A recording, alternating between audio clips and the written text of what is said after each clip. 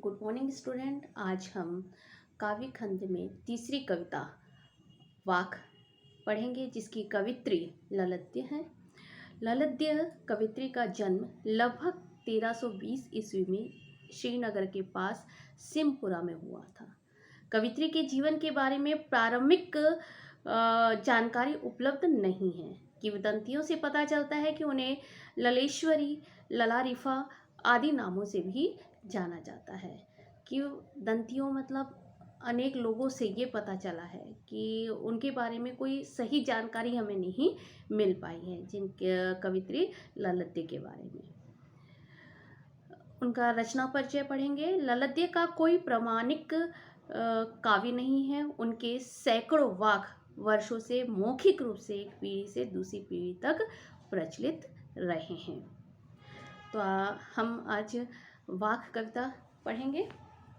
रस्सी कच्चे धागे की खींच रही मैं नाव, जाने कब सुन मेरी पुकार, करे देव भवसागर पार।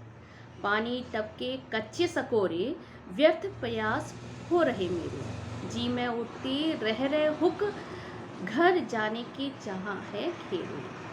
अब यहाँ पर रस्सी कच्चे धागे की खींच रही है मैं नाव, नाव यानी शरीर रूपी नाव के बारे में बात की गई है। देव, देव का अर्थ क्या होता है? प्रभु, ईश्वर। भवसागर, भवसागर का अर्थ होता है ईश्वर रूपी संसार। अब कवित्री कहती है कि वह सांसों की कच्ची रस्सी के सहारे वे शरीर रूपी नाव को खींच रही है। पता नहीं ईश्वर मेरी पुकार सुनकर मुझे इस भवसागर से कब निकालेंगे। मतलब यहाँ पर कवित्री ये बता रही है कि किस तरीके से इस संसार में वे फंस चुकी है। भगवान ईश्वर मुझे इस भवसागर से कब बेड़ा पार लगाएंगे। पानी टपके कच्चे सकोरे, व्यर्थ प्रयास हो रहे मेरे। कच्चे सकोरे का अर्थ होता है मिट्टी का बना हुआ एक छोटा सा पात्र जिसे पकाया नहीं गया है। हुक का अर्थ क्या होता है? तड़प, याद आना। चाह यानी चाहत, इच्छा। जिस प्रकार कच्ची मिट्टी से बने पात्र से पानी टपक टपक कर कम होता रहता है, उसी तरह समय बीतता जा रहा है और प्रभु को पाने में मेरे प्रयास व्यर्थ सिद्ध हो रहे हैं। कवित्री के मन में बार बार एक ही पीड़ा उठती है कि कब ये नश्वर संसार छोड़कर प्रभु के पास पहुंच जाए और सांसारिक कष्टों से मुक्ति पा सके। मतलब कवित्री ये कहना चाह रही है कि ना जाने ईश्वर मेरी कब पुकार सुनेंगे और मेरे द्वारा किए जाने वाले प्रयास कब सार्थक सिद्ध होंगे।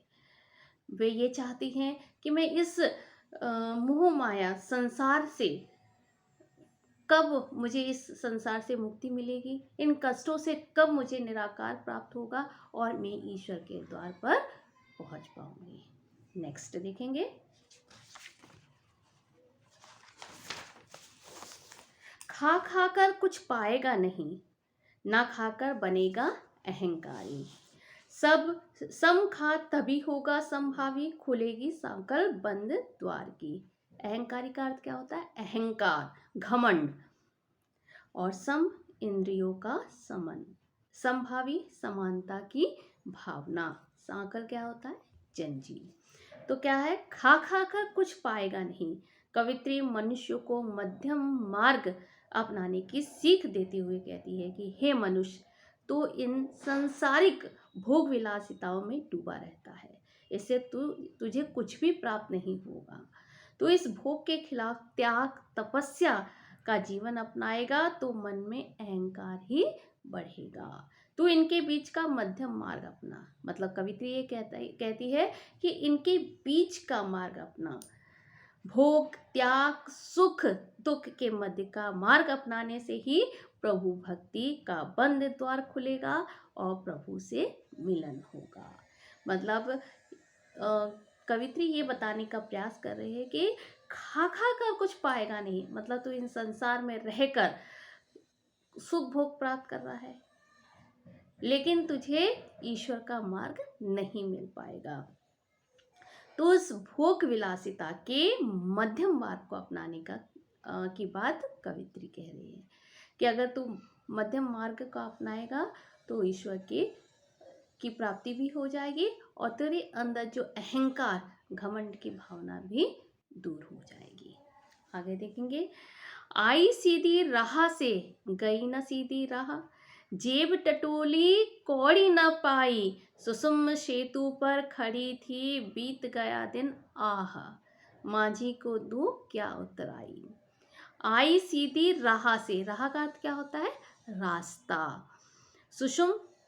सुषुम्ना नामक एक नाड़ी, टटोली यानी खोजी, मतलब टटोलना यानी खोजना, कौड़ी ना पाई यानी कुछ भी प्राप्त ना होना। माझी का अर्थ क्या होता है, नाविक, यानी यहाँ पर माझी को एक प्रभु के रूप में बताया गया। उतराई यानी पार उतारने का एक किराया दिया जाता है। कवित्री कहती है कि प्रभु की प्राप्ति के लिए वे संसार में सीधी राह से तो आई थी, किंतु यहाँ आकर मोह माया आदि सांसारिक उलझनों में अपना रास्ता भूल गई। वे जीवन भर सुषुम्ना नाड़ी के सहारे कुंडलीन जागरण में लगी रही और इसी में उसका सारा जीवन बीत गया। मतलब वो आई सीधी राह से, लेकिन इस राह में वे संसारिक मोह माया के बीच में फंस जाती है और इतना फंस जाती है कि उस रास्ते निकल ही नहीं पाती।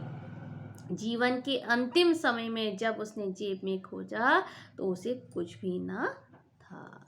मतलब जब उसने देखा कि संसारिक मोह माया के जाल में वो फंस चुकी है, जब जीवन के अंतिम राह में जब वो आगे बढ़ना चाही, उसने देखा कि मुझे इस संसार से क्या प्राप्त हुआ, उसने अपनी जेब टटोली तो उसे कुछ भी प्राप्त नहीं हुआ। जब उसे चिंता सता रही है कि भव सागर से पार उतारने वाले प्रभु रूपी माझी को उतराई के रूप में क्या देगी, अर्थात वे जीवन में कुछ ना हासिल कर सकी। मतलब उस संसार में रहकर भी उसने कुछ प्राप्त नहीं कर पाया। तो उसे ये भय था कि जिस नाव में सवार होकर वह आई थी, जब वह उस नाव से उतरेगी तो उस माझी को क्या देगी। जब उसने जेब टटोली तो उसे कुछ भी प्राप्त नहीं हुआ। मतलब ईश्वर को वो क्या जवाब देगी। मतलब उसका कहने का अर्थ है कि वो इस संसार में सीधी राह से तो आई थी, लेकिन संसारिक मोह माया के जाल में इतनी ज़्यादा फंस जाती है कि वो वहाँ से निकल नहीं पाती। अब उसे ये भय है, उसे ये डर है कि अगर जिस नाव में वो सवार होकर आई थी तो उस नाव के माझी को वो क्या देगी, क्या जवाब देगी प्रभु को, उसे ये डर लग रहा था। आगे देखेंगे, थल थल में बसता है शिव ही, ज्ञानी है तो स्वयं को जान, भेद न कर क्या हिंदू मुसलमान, वह है साहिब से पहचान। थल यानी क्या होता है, जमीन, स्थान। शिव यानी प्रभु, साहिब का अर्थ क्या होता है, ईश्वर। अब ईश्वर की सर्वत्र उपस्थिति के बारे में बताती हुई कवित्री ये कहती कि वे हर स्थान पर व्याप्त हैं। हे मनुष्य, तू धार्मिक आधार पर हिंदू मुसलमान का भेदभाव त्याग कर उसे अपना ले। ईश्वर को जानने से पहले तू अपने आप को, अपने खुद को पहचान, अपना आत्मज्ञान कर। इससे प्रभु से पहचान आसानी हो जाएगी, अर्थात ईश्वर से तो आत्मरूप से ही हमें सब में निवास करता है। मतलब कवित्री ये बताना चाहती है कि ईश्वर थल थल में बसता है, मतलब हमारे हर एक कण में ईश्वर विराजमान होता है। भेद न कर क्या हिंदू मुसलमान, मतलब हिंदू मुसलमान में भेद नहीं करना चाहिए। ज्ञान है तो स्वयं को जान, मतलब अगर तू ज्ञानी है तो आप पहले खुद को पहचान, अपने अंदर के ज्ञान को पहचान, वही है साहिब से पहचान। अगर तू मनुष्य अपने आप को पहचान लेगा तो ईश्वर की अपने आप तुझे प्राप्ति हो जाएगी। Thank you student. अगर आपको किसी भी प्रकार की कोई दिक्कत है, कुछ समझ में नहीं आया, तो प्लीज़ आप कमेंट्स में इसके बारे में मुझे जानकारी दीजिए। Thank you student.